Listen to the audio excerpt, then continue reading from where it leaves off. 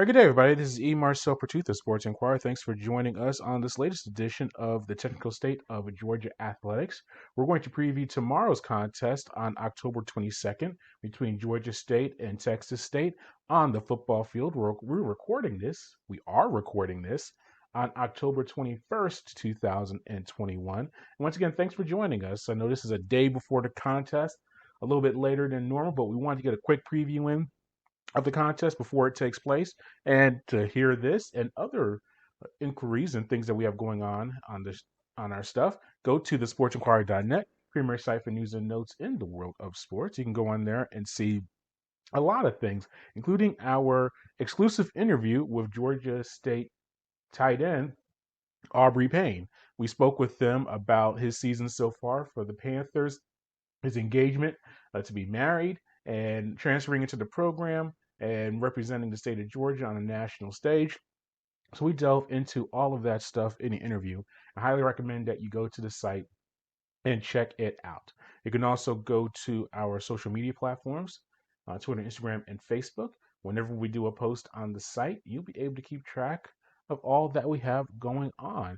And we also do live tweeting and for a lot of contests. We'll do one for tomorrow between Georgia State and Texas State. So make sure you go to the site and do that. You subscribe to us, and you'll get all of our analysis while the contest is taking place.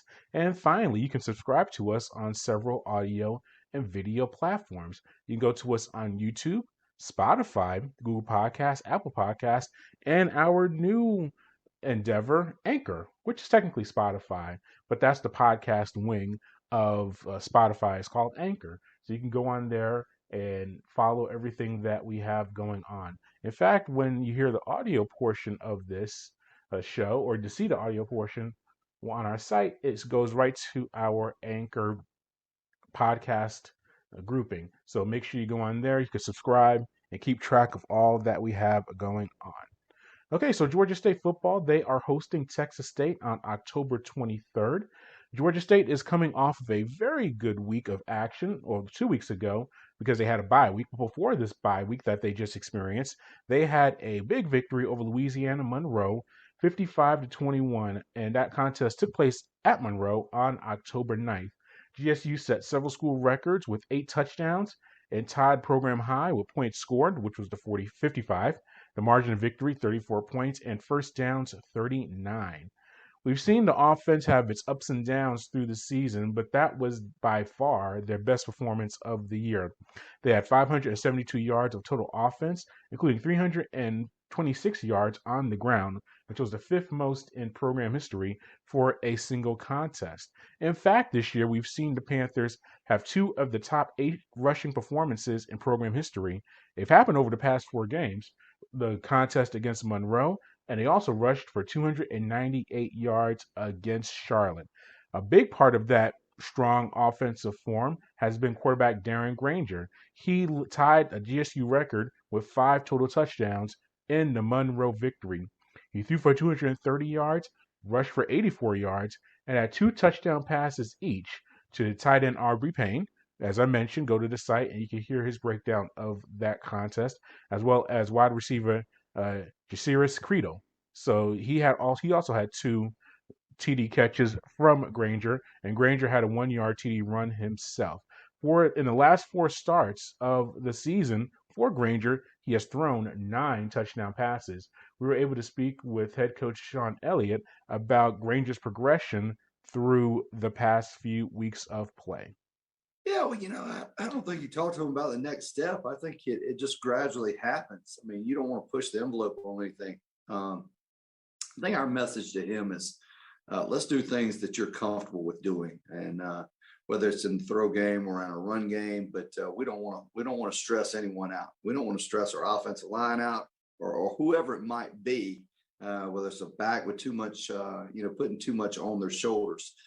So we're just going to let him figure it out. He's going to gradually grow, and a lot of things are going to become a lot easier for him as he, I guess, develops in these more game-like situations that he encounters.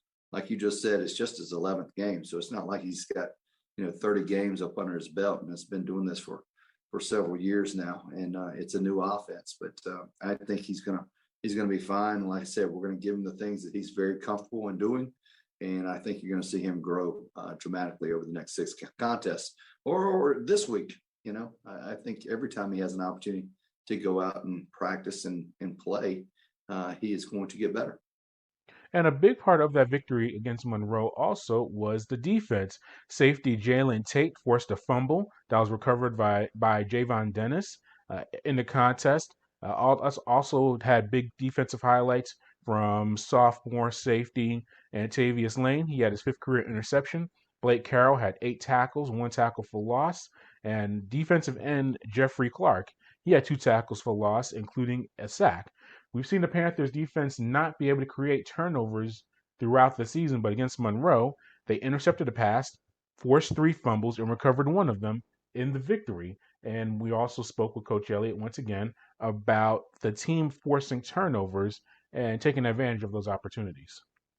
Yeah, it would be nice. It would be really nice. We get a safety there in the end zone, have a holding penalty against ULM. We get the interception and and get a foul on that one as well, and then we get another one later on that was not taken.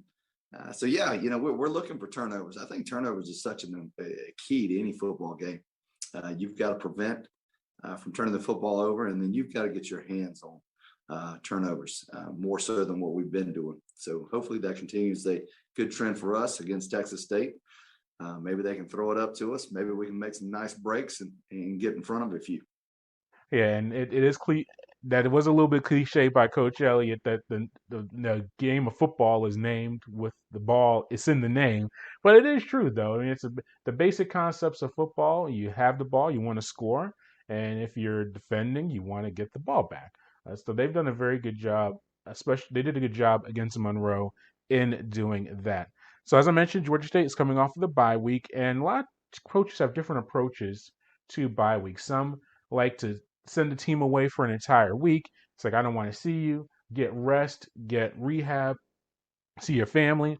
Some continue to have practices all throughout the bye week. I asked Coach Elliott about what his plan, how the team handled this past bye week heading into Texas State.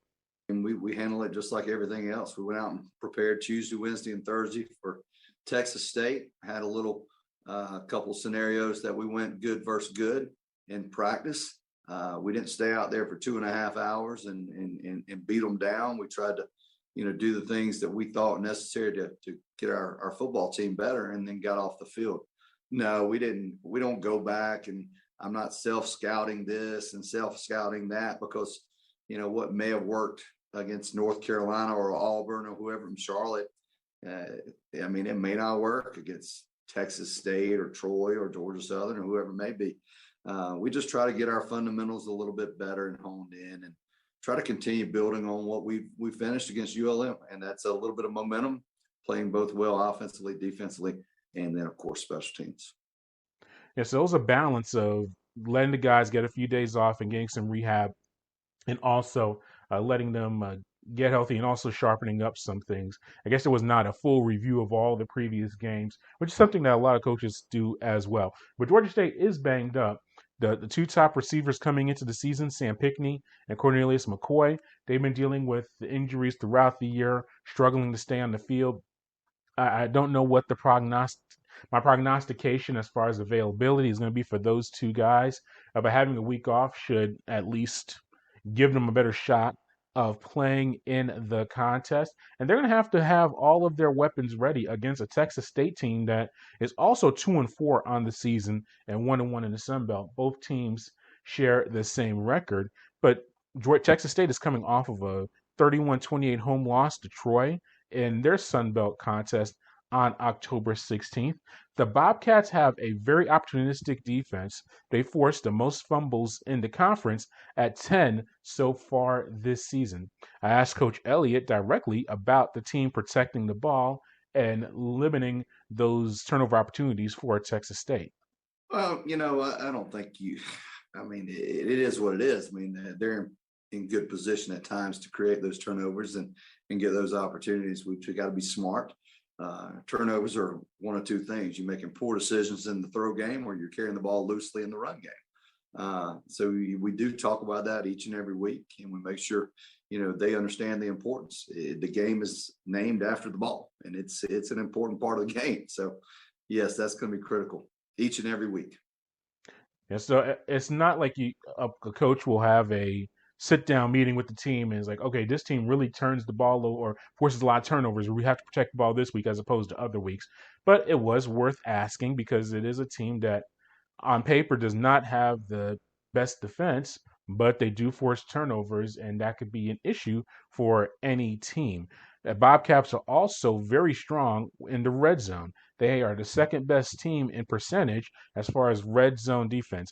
I spoke a lot during the presser with Coach Elliott this past week, so I actually did ask all these questions. Sometimes you say, we spoke with him exclusively. This was not exclusive, it was a presser, but I did ask a lot of these questions. This was another one I asked of Coach Elliott about the Panthers trying to score in the red zone and not limit themselves just to the field goals and going for touchdowns. Yeah, they are. They do a good job in the red zone, but we got to stick with doing what we do best in the red zone. Certainly, if we're able to control the ground game, we'll go with that. If it's a more of a throw game, then we're certainly going to attack that. But you have to come away with touchdowns in the red zone. I've always thought that, and it's not any different. So that'll be a challenge for us as well. We'll come up with a good plan and see what we put out there on Saturday. Yeah, so they do have to take advantage of those scoring opportunities and having Granger with that running and passing option, especially could go outside and do some zone reads and throw on the run. That does present better opportunities for Georgia State to score when they get inside of the 20-yard line. Interesting series against Texas State. It dates back to 2013. Yes, 2013 is when they first played, and the Panthers won the three straight contests between the two teams from 2015 to 2017. But Texas State has won the last two contests in 2018 and 2019. They did not play last season just due to the way the schedule was set up. But their last contest between the two teams was very memorable. If you remember back in 2019, it ended up being the longest contest to date in Georgia State history, as the Panthers fell 37-34 in triple overtime in San Marcos. And I spoke with Aubrey Payne about it. He remembers that day because he was there with all that happened with it. But I think it'll be a very close contest. Comes down to the final few possessions. I think it's just very tough to read Georgia State coming off of the bye. They had their best performance against Monroe. A little bit of a step up against Texas State, but you can say, well, Monroe just beat Liberty, who was regarded as a potential top 25 team in the nation last week. So Georgia State beats a Monroe team that was able to get a victory over Liberty. So that victory against Monroe does look a little bit better. But we'll see what happens with Texas State tomorrow at the GSU Stadium or Center Park Stadium. I'll give it the proper name with the sponsorship. But that concludes this edition of the Technical State of Georgia Athletics. Thanks for listening to our show. As always, go to thesportsinquirer.net, premier site for news and notes in the world of sports. You can also go to our social media platforms on Twitter, Instagram, and Facebook.